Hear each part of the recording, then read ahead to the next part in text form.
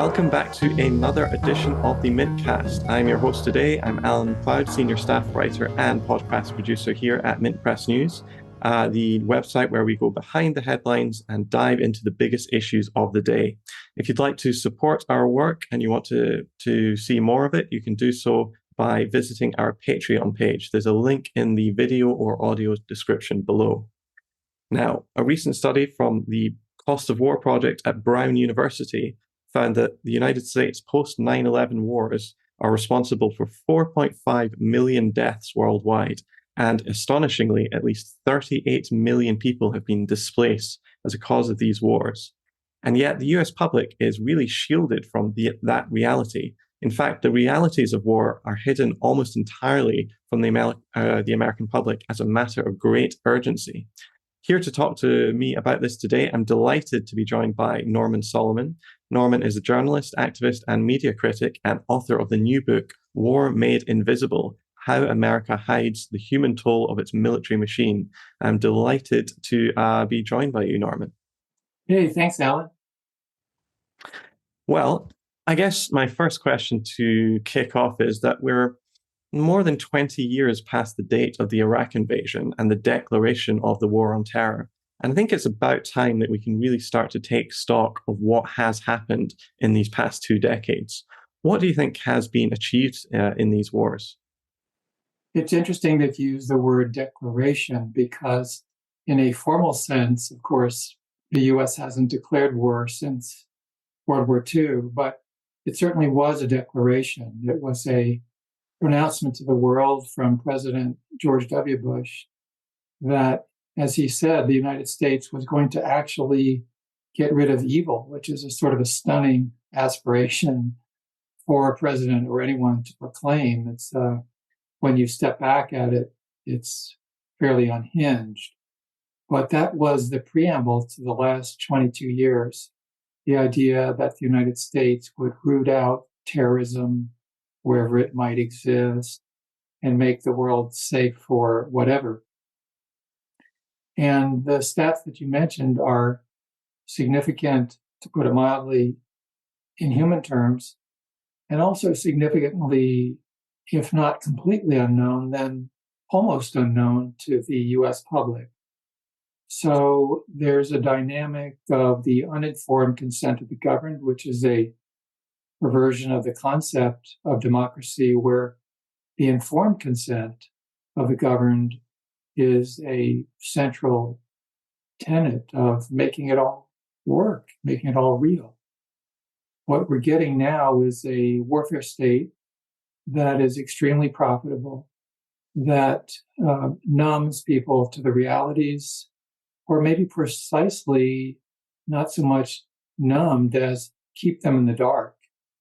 And this is an ongoing question of how can it be made real for people who, in their names and with their tax dollars, are not only have been, but really are pursuing an ongoing so-called war on terror, which quite often is a war of terror. You know, a couple of decades ago in the 1990s and early 2000s, people around the Bush administration were talking about a project for a new American century and a new world order. And they were talking like an invading in Afghanistan or Iraq would really cement the United States position around the world.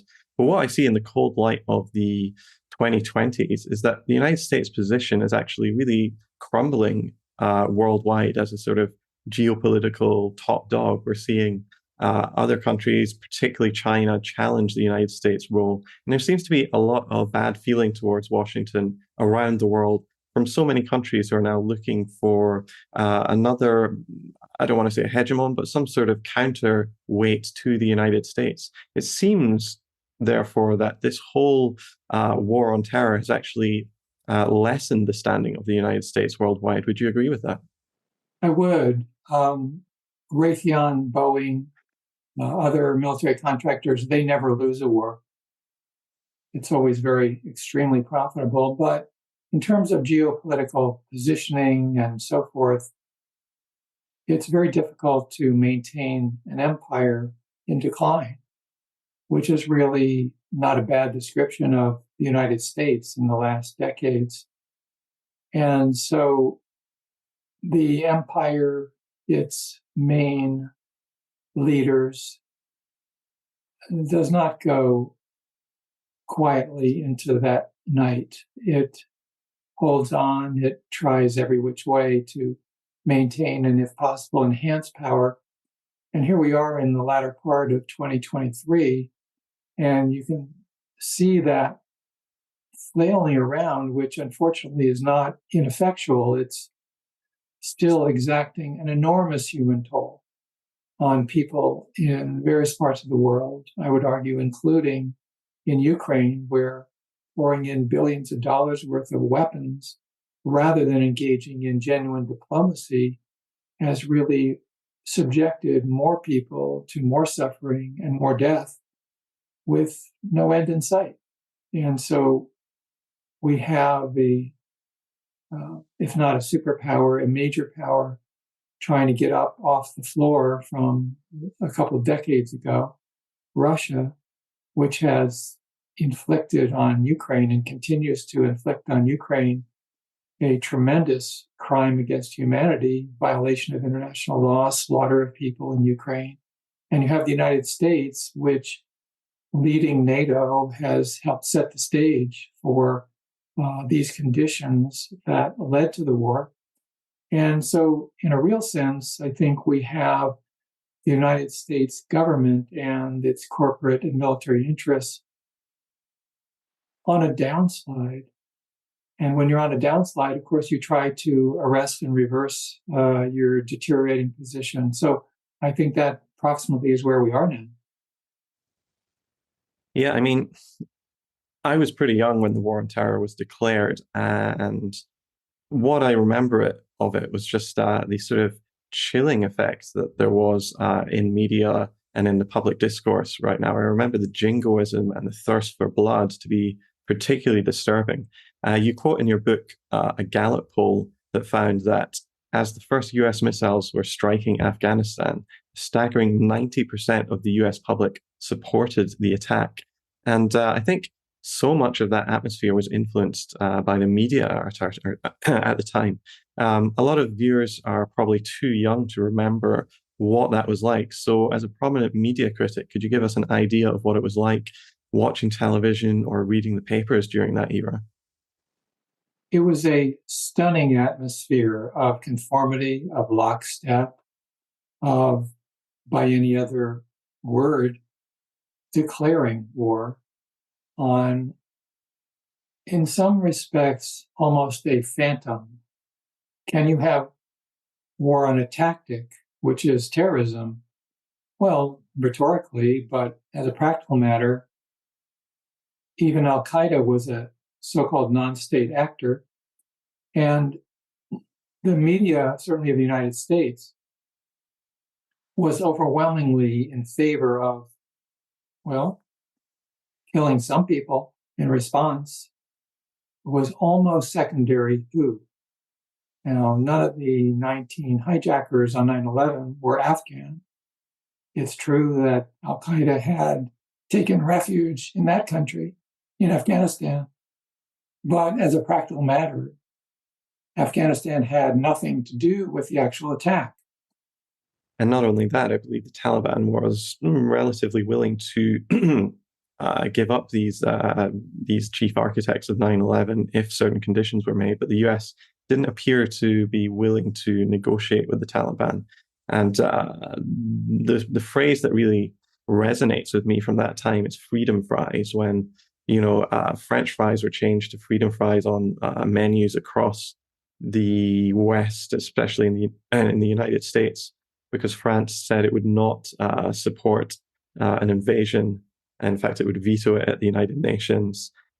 These sorts of jingoistic phrases really were just pummeled out throughout the West. I remember things like the actual attack on 9/11 being played on repeat constantly, whipping people up into a near constant state of terror and foreboding. There was a lot of attacks on Asians, I mean, particularly from South Asians or West Asians, people from the Middle East, who were living in fear in that time.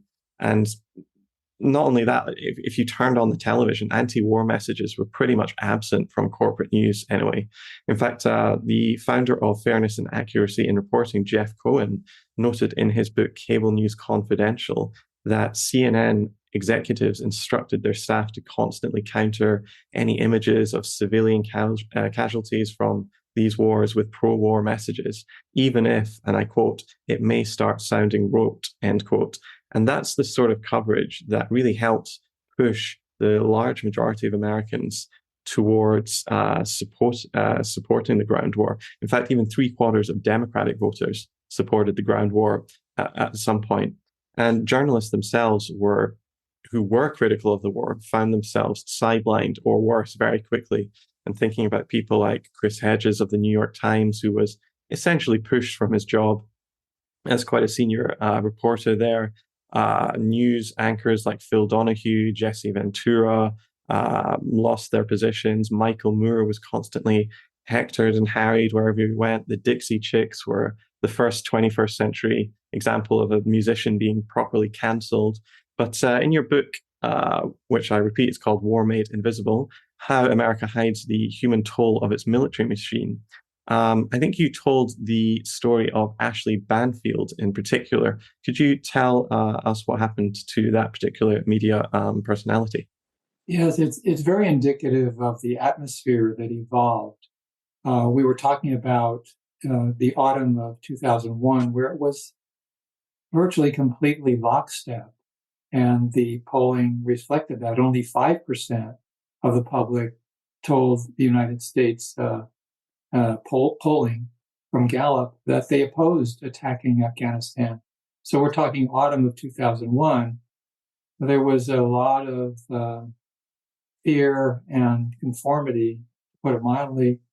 During 2002, no argument of substance about continuing to make war in Afghanistan. And then up on the horizon was a very clear intention of the Bush administration to invade Iraq, which had nothing to do with 9/11. As a matter of fact, Saddam Hussein's regime was quite secular and opposed to groups like Al-Qaeda. And there was, of course, the fiction promulgated as fact that Saddam Hussein's regime in Iraq had weapons of mass destruction, which turned out to be a complete falsehood. There was some debate about whether to invade Iraq, but after Congress voted in October 2002 to go ahead, that debate dissipated. And then the rally around the troops dynamic, beginning with the invasion in March 2003, was quite much in play. So we've seen this continual process of war making for a combination of reasons. I don't think we can boil it down to one. Very lucrative for the military contractors, part of an imperial vision of geopolitical positioning, access to raw materials. If Iraq had excelled at production of cucumbers instead of oil, unlikely the invasion would have taken place. And the war becomes its own justification. So here we are, as you mentioned, Alan, we're 22 years after 9/11. We're more than 20 years after the invasion of Iraq. And a less reliance on troops in battle, much less reliance on so-called boots on the ground, but a lot more reliance on air power. Not that it wasn't always important since October 2001, but proportionally bombing, drones, and so forth, what President Biden has fondly called over-the-horizon capacities, bombing and strafing and terrorizing through hovering drones, that's routine for the United States. Then we have special operations units in more than 100 countries. We have periodic air attacks in Syria or Somalia. We have training of almost every government in Africa, astonishingly, perhaps, in the role of the Pentagon We have training, as Nick Turse, the great journalist, has documented recently, training of many coup leaders, overthrowing often democratically elected governments in Africa, training by the Pentagon. This is a regime in Washington with some democratic aspects, lowercase d democratic, that is determined to pursue U.S. dominance on the planet as much as possible. Russia being one enemy, itself war criminal state called Russia. The United States also, in the last couple of decades, engaging in, according to the Nuremberg Tribunal, the ultimate, the supreme international crime of invasion and aggression. And now, not only Russia, but China is in the sights of the U.S. War scenarios. And I think it's notable, and I've come to mention this to folks, that the U.S. power structure, including U.S. corporate media, take great umbrage at the presence of military Chinese vessels in the South China Sea. How dare China be in the South China Sea in that way? As though it was coincidental what the middle name of the South China Sea is. And for centuries, really, the United States has proclaimed, and sometimes with aggressive war, as in Panama and elsewhere, tried to enforce something called the Monroe Doctrine. We run this hemisphere, but that's not enough.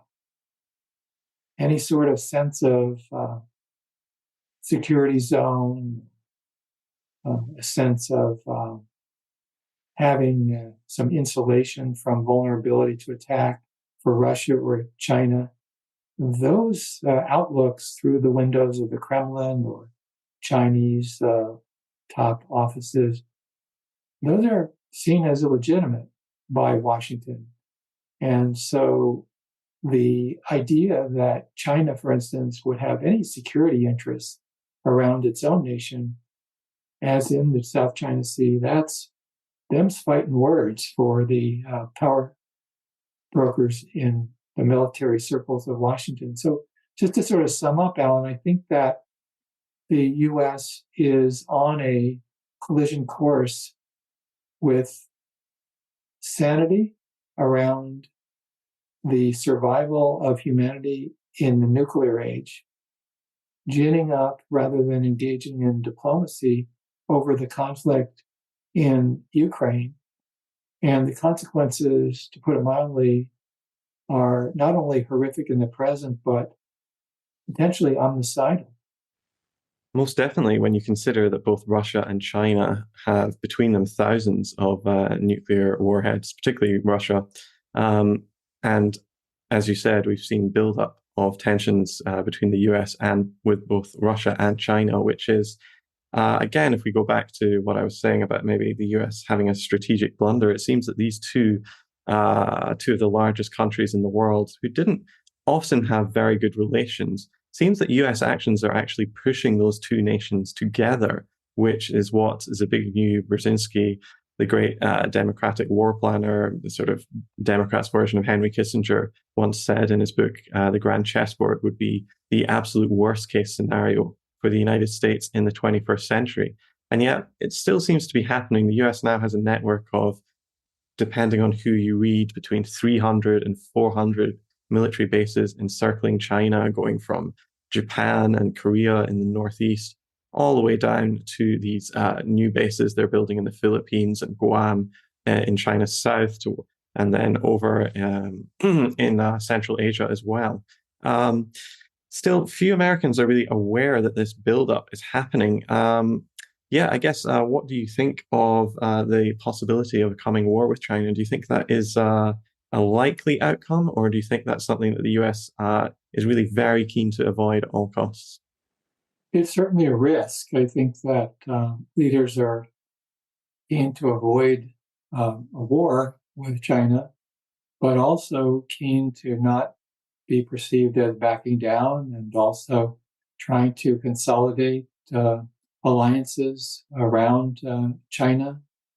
The recent trip to Vietnam by Biden sort of underscoring that effort. I don't know that would be particularly successful, but what you're mentioning really speaks to, among many other things, the reality that really smart, really perceptive, and in many ways savvy leaders can do really stupid things, even on their own terms. I mean, consider the decision in early last year by Vladimir Putin to order the invasion of Ukraine.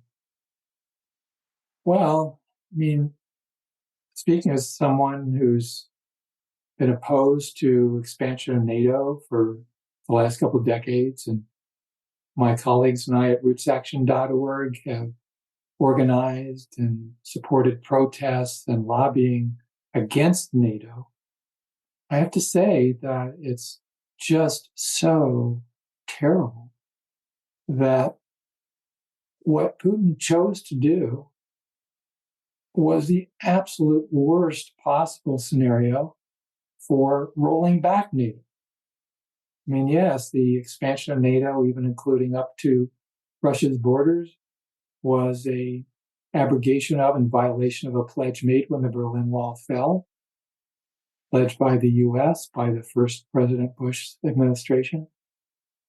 But the fact remains that the last thing we needed was to expand NATO further. And yet by invading, and this is what reminded me, Alan, because you look at U.S. policies having the opposite effect of keeping so-called enemies apart, bringing them together. What Putin did was make it possible, make it conceivable for Finland or Sweden to join NATO, which is, I think, a terrible result. But it would have been unthinkable 2 or 3 years ago. Now it's happening. So by the same token, the U.S. leadership, such as it is, well, they're making choices that one would think, from many vantage points, are just plain dumb. I mean, as you mentioned, creating conditions where blocks are being created between Russia and China, now we're told North Korea. Not helpful for world peace, not helpful for a geopolitical positioning of the U.S., but it's a result of the militarism, in many ways, the aggressive militarism that the United States has pursued. Yeah, and the Russian invasion of Ukraine has certainly led to a lot of actually pro-war demonstrations. There seems to be very little. When I say pro-war, I mean pro-confronting Russia demonstrations. If you go back 20 years ago, the Iraq War, as the philosopher and media critic Noam Chomsky says, was almost unique in American history in the sense that there were huge demonstrations against the war before the war had even started, where we saw vast numbers of people out in the streets in major US, UK, and other cities around the world protesting against the war. But that sort of energy really has dissipated quite a lot, to the point where it feels like the anti-war movement has lost its way a little bit. And I think simply keeping images of destruction of the war machine away from people is a major way in which consent for these endless conflicts is managed and manufactured. So I guess I'm asking you to explain the sort of thesis of the title of your book. How does America make war invisible to Americans? Because it's not really kept hidden from much of the rest of the world, is it? It's not per se hidden, it's not a secret, and yet the silences, the lack of media coverage, the behavior and language of elected officials and appointed foreign policy folks in Washington, it all combines to spin a tale of illusion. If in the echo chamber there's very little mention of the U.S. being at war anymore, the reliance on faraway technology, the way in which failure to mention victims of U.S. warfare equates in many people's minds with the people suffering from U.S. warfare don't exist. Those are just some of the ways that over time, the invisibility of U.S. wars has become more and more present. It's sort of the presence of the absence, so to speak. And not that U.S. media coverage was ever great of the invasion of Afghanistan and the war there and the war in Iraq. My book spelled out ways in which the coverage was always terribly deficient. But at the very least, there was awareness through media coverage and what U.S. politicians felt they had to talk about, that U.S. troops were fighting in Afghanistan. They were fighting in Iraq. They're not fighting in Iraq or Afghanistan anymore. They are fighting in Syria. They're fighting in Africa. Very little media coverage of each. A lot of training, drone strikes, air attacks, which has always been a favorite of the military-industrial invisibility complex, you might say. And so it's that absence, it's that silence about truth, and also the affirmative statements that are lies that combine to, all these were the first words I wrote of my book, the title, War Made Invisible, combine to make war invisible for folks in the United States who might even watch the news very carefully. When President Biden spoke to the UN General Assembly just about exactly 2 years ago, he was speaking just after the final withdrawal of U.S. troops from Afghanistan. And he said for the first time in 20 years, the United States is no longer at war. He said, we turned a page, which sounded really good, except that it was a complete lie. The United States was engaged in counterterrorism activities in more than 80 countries, as documented by the Cost of War Project at Brown University. As I mentioned, special operations units in more than 100 countries in a given year, and involved with all kinds of airstrikes and joint military actions in a number of countries. So lying doesn't seem to be a problem in that kind of context as far as U.S. mass media are concerned.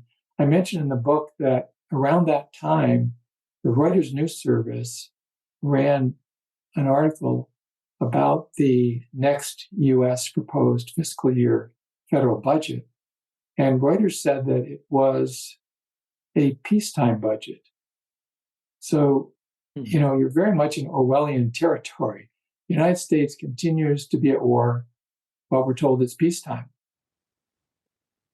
Yeah, and even since its inception, I believe there's only been about 20 years of formal peacetime that the United States has actually enjoyed. It's been at war for something like 227 out of the 250 something years that it's actually, or 40 something years that it's actually been a nation. And yeah, I mean, I guess the word that comes to mind when you were speaking there, Norman, is sanitized. When we turn on the television or read reports of wars, we never really see the effects of the bombs being dropped. Maybe at a push, if we watch, CNN or Fox, we might see pictures of smiling American troops or very expensive airplanes dropping bombs from who knows how many thousand feet. But we never actually see the people who are underneath those bombs. We don't see the screaming children. We don't see the weeping mothers or the limbs being separated from the bodies, because there are really no Western journalists there. We don't see the devastated buildings, which actually wouldn't look too much unlike the wreckage of 9/11. And so ultimately, Americans' view of war is just so different to the victims of US aggression that it's very hard to countenance.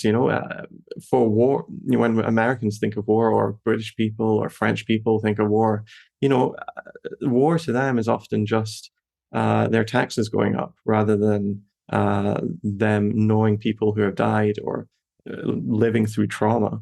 And we only really get sneak peeks of this very often through leaks. I'm thinking specifically about something like the Collateral Murder video, which was released by Chelsea Manning, which showed US gunship pilots just assassinating people in cold blood, including Reuters journalists, actually. Or perhaps the Abu Ghraib photo torture scandal, or other leaked videos showing the barbarity of the process. And I think ultimately that really speaks to the fact that this decision by media not to show the bloody realities of war is actually a decision that they are consciously or unconsciously making every day. And if they did decide to present the war in a way not too dissimilar to the way they present the Russian invasion of Ukraine, I think the American public really wouldn't stand for the sorts of things that their government are actually doing. And they certainly wouldn't stand for the other close to war like actions the US government is taking, like sanctioning a quarter of the world's population, resulting in 100,000 Venezuelans dying, or sending billions of dollars of arms to Saudi Arabia so that they can help kill 400,000 Yemenis in a quote unquote civil war. So, yeah, I think media has an absolutely extraordinary level of both power and also responsibility to present war in a much more objective way. But that is something that they simply don't do. And the small outlets that do try to do that are often suppressed or marginalized. If the wars were presented with, as you say, more objectivity or realism, to the extent that media technology can do that, at least move in that direction, I think it's fair to say that there would be more opposition from the US public to those wars being pursued by the US. How much more opposition and what the political effects would be, it's hard to tell. You're reminding me that I think I really didn't address your reference to Ashley Banfield, because she's a case in point. She was a rising star at NBC. She covered the Afghan invasion, or the aftermath of the Afghan invasion, the Iraq invasion. She was being touted as possibly the successor to NBC chief anchor Katie Couric. So we're talking spring of 2003. Her career hit a wall in 1 hour because she gave a speech at a college campus in Kansas. And she said essentially what you were referring to a few minutes ago, Alan, that what actually happens to people in war is not the launch of the missiles. It's not the smoke and the dust. She said there's a real difference between coverage and journalism. You saw what happened when the missiles were launched. You didn't really see what happened to people when they landed. And for her candor, she was publicly disciplined by NBC management. There were news releases from NBC saying that Ms. Banfield did not mean to disparage the work of her colleagues. She will choose her words more carefully. And when she got back to Manhattan, she was escorted to a new office, which was basically a tape closet. And in terms of big media, her career was done. She was not let out of her contract, and yet she wasn't given work to do. And this was an object lesson for journalists. What happens if you step out of line when it comes to the warfare state? Yeah, I mean, you wrote in your book, I should say, I think you wrote omissions. This is a direct quote. What we don't see in here might be the most pernicious messages of all. And that's really what I think I was getting on at before when I was talking about that. You also gave a great quote. It wasn't actually from yourself. You were quoting a fellow journalist, Reese Erlich, who said, most journalists who get plum foreign assignments already accept the assumptions of empire. I didn't meet a single foreign reporter in Iraq who disagreed with the notion that the US and Britain have the right to overthrow the Iraqi government by force, end quote. And I'm sure that's pretty much the same if you change the word Iraq to Afghanistan or Syria or sanctions on Cuba or Venezuela or whatever you want to talk about. There's an unquestioning assumption going through corporate mainstream media that the United States has the right to intervene and interfere in others' politics whenever it wants, and that it is a fundamentally benign force, a shining city on the hill, as Ronald Reagan loved to say. Um, I wanted to really drill down in this because this is something that I've been looking at for a long time and ask you how you think a system like that comes about. How does corporate media become such a bastion of one-dimensional thinking? I guess Ashley Banfield is a case in point how examples are made of people who put their head above the parapet. But there must be other ways in which this happens as well, right? Yeah, I think that's a great framework for a question for exploration. We could look at it structurally, the superstructure, the corporate ownership. If you work in an organization, the people who are at the very top, they have control over the funding, who gets hired and fired essentially from the top down. And so the ownership of these media outlets is tremendously important, plus the advertising dynamics and what sources are fueling the income of the institution. And so these are extremely dominant, huge so-called legacy, in some cases, media outlets. And they have often billions of dollars in assets. So it's an ownership issue, and it's almost an oxymoron to think that a huge corporation is going to be progressive. The nature of the beast, the legal requirement of the board is to enhance profits as much as possible. It's for a voracious profit machine, nature of corporate capitalism. And so poor people, they're not on the agenda.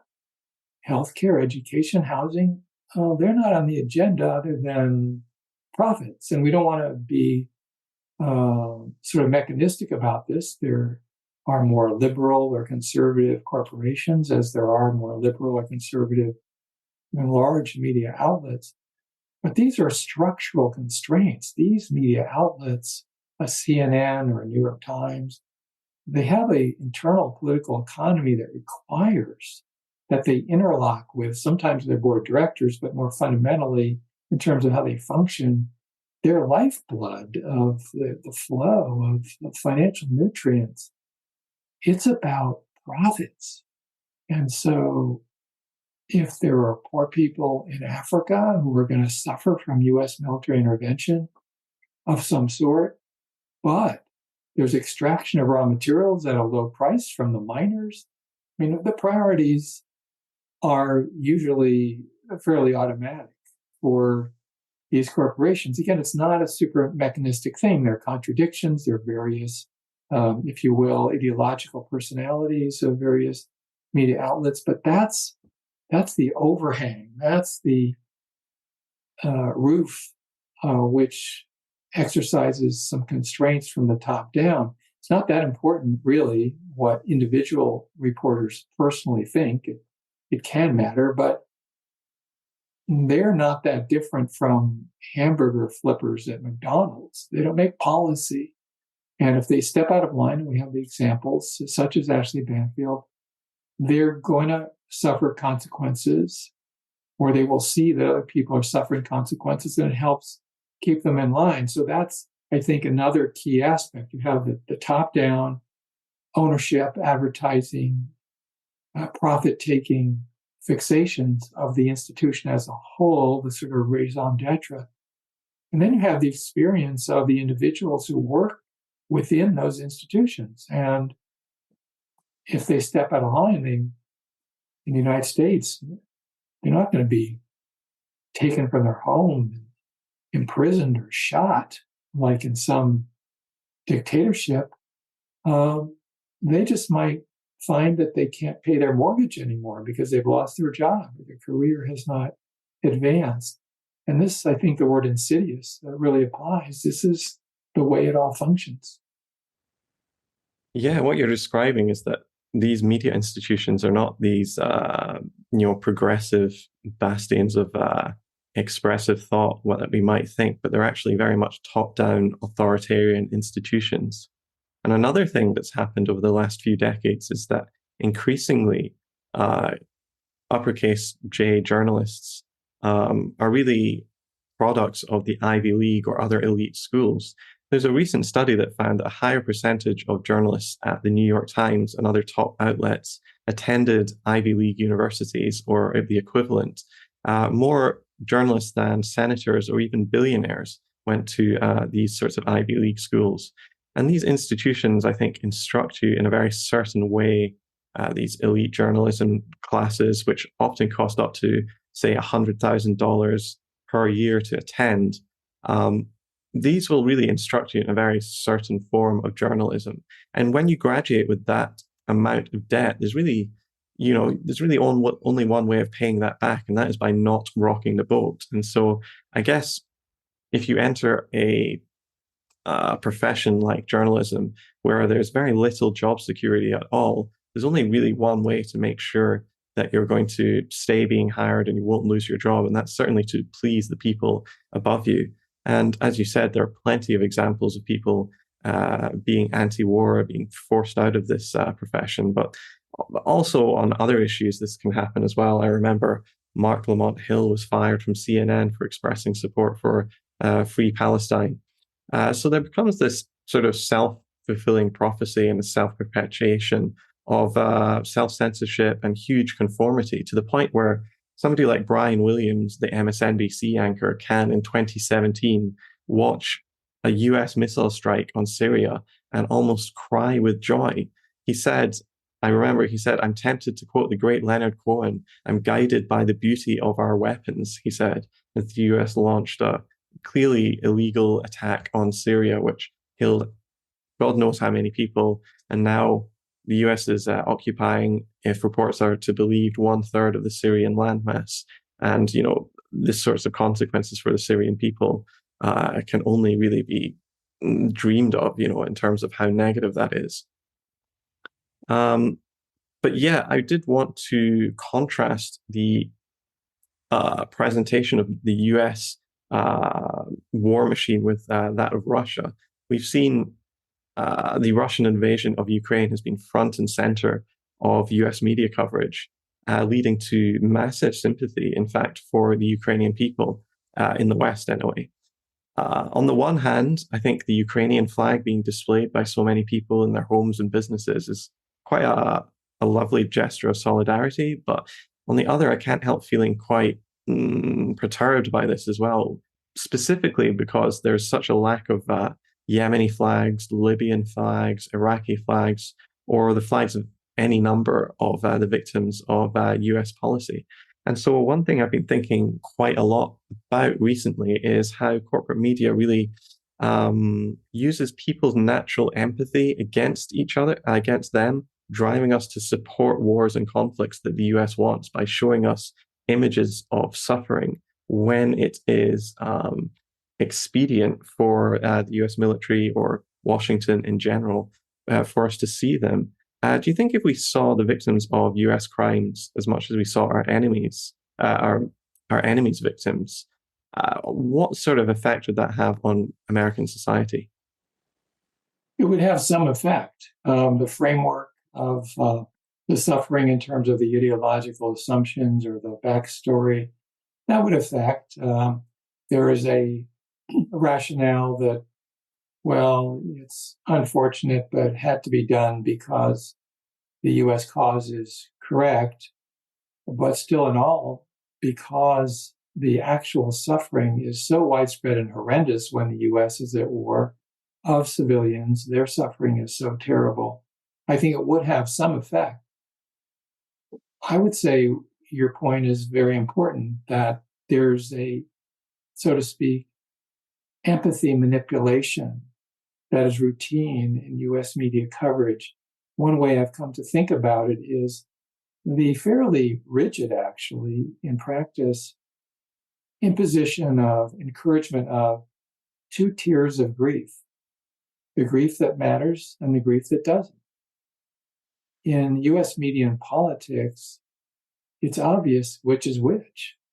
The grief that matters is US troops that die injured and their loved ones. Now, in the last more than 18 months, the suffering of Ukrainian civilians and soldiers.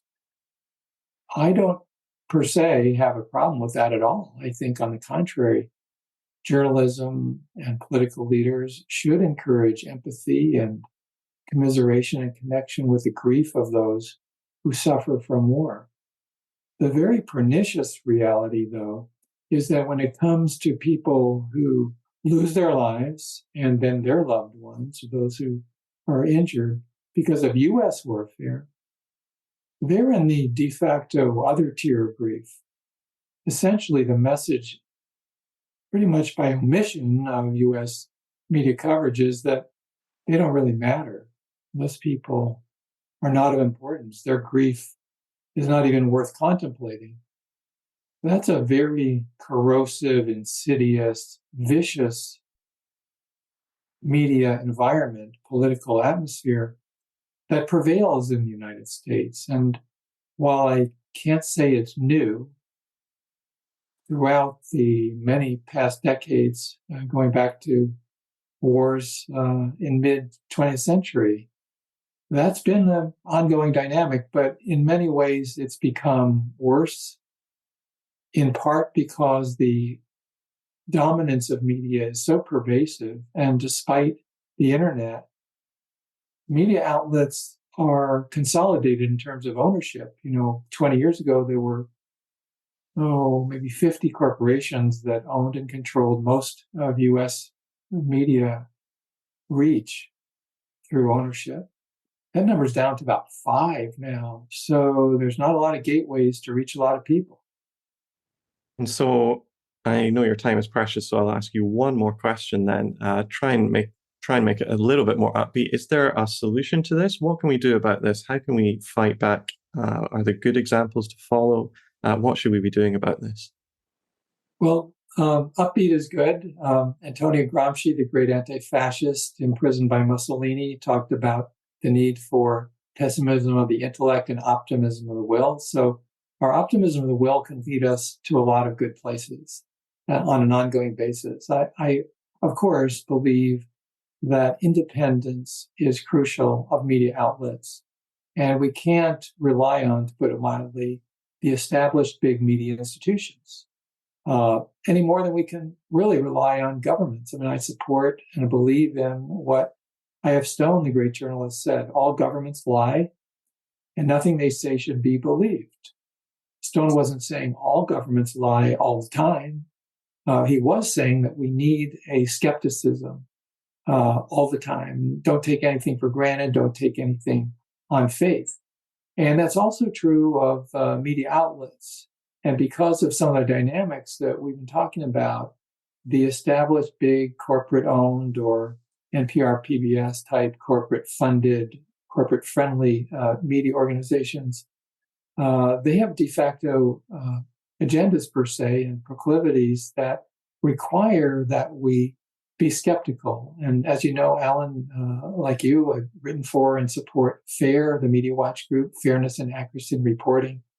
Encourage people to go to fair.org, not only a place to find media analysis, but to organize with others, a place for media activism, to push back against, to analyze and challenge, including publicly, media bias in established media institutions.